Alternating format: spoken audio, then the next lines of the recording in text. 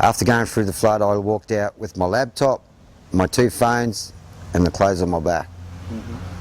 And before I left, I'd assessed all my stuff before I left because the water had gone down. I was the last person to leave here.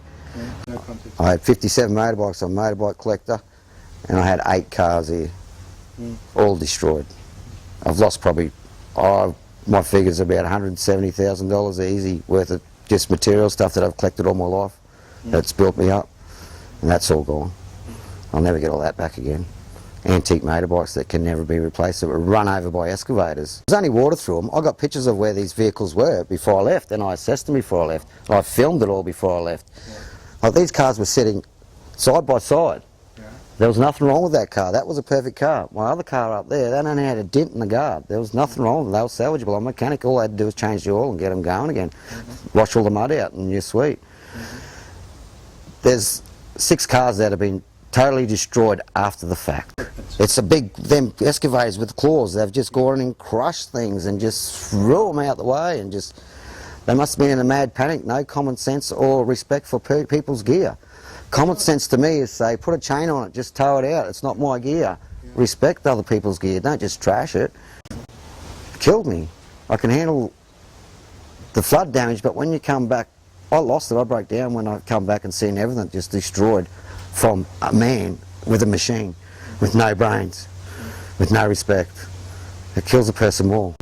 They didn't just do it to me, they've done it to my neighbour. He had a car under his house and a trailer under his house. Not a thing wrong with them. They've just dragged them out from under his house, crushed the roof and chucked it to the side. His trailer the same, dragged it out from under the house, crushed it and chucked it to the side. That's my neighbour. Why do something like that?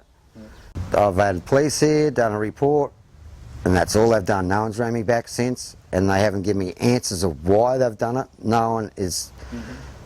I've just been left in the dark again. And the police were here 2 weeks ago, did this interview and say, you'll be compensated for it. I had Anna Bly here. I took her for a walk through and showed her everything. Oh, it's okay, Ray, you'll be compensated, you'll be compensated. No one's telling me what's going on. That was from the state premier. Yeah. Did she explain why she couldn't explain it either. She said, oh, this is horrific. How they did this, we'll get to the bottom of this, but will they? If it wasn't for me going doing my own thing, I'd still have nothing. I wouldn't have a car. If it wasn't for generous people from the Gold Coast found out my situation and rang me that afternoon and dropped the car off that morning, I still wouldn't have a car either. You'd have no vehicle. I'd have no vehicle to get around. I wouldn't be able to do nothing. The government more or less wants us just to walk away. All they did is push me around and lied to me and lied to me. I had a big fight with the housing department yesterday. I just couldn't talk to him. I said, mate, you're not even helping me. What have you done for me? He couldn't answer me that. Oh, I've put you in a motel. A motel with no cooking facilities. I've got 4 kids to support, mate. And you think you've done something for me? Have you found me a house? Oh. If it wasn't for me finding a house, I wouldn't have a house. I go, can you put the stove in my house? Can you put the floor? Oh, we'll get onto it. They still haven't done it. It was supposed to be done yesterday. Most of the people have got the same situation.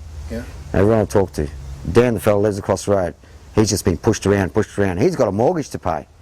He hasn't got no payments. He's got the same as me. And now he's got to go and rent a house for $180 a week, plus pay his mortgage.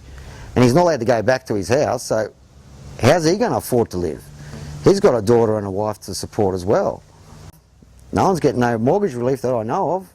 Yeah. Otherwise they wouldn't be saying that to me. That's what he was saying to me yesterday. I don't know how I'm going to survive, Stingray, because they've put me in a house now. I've got to pay $280 a week, plus I've got to pay the mortgage on my property. Sean, the other fellow across the other side of the road's the same. He's got to pay rent and mortgage on top of it. So what's going on? They're not even trying to help us. Just pushing everyone on the carpet.